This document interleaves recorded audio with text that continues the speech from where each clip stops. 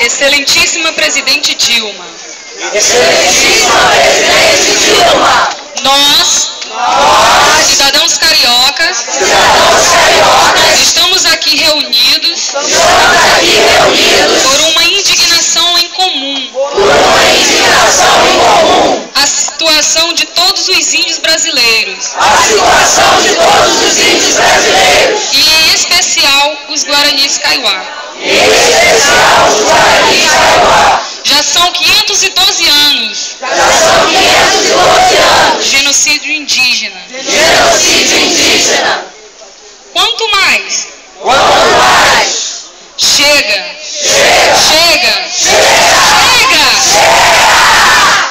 Temos uma Constituição que nunca foi respeitada. Aonde está o respeito aos direitos humanos? O mesmo sangue corre em nossas veias. Somos todos iguais. Solicitamos como uma só nação que os direitos indígenas sejam respeitados na íntegra e que suas terras tradicionais sejam reconhecidas e desenvolvidas o quanto antes.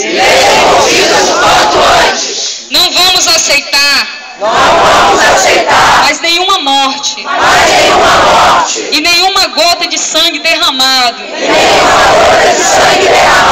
Contamos com a sua sensibilidade para essa questão. Saudações, tribo carioca.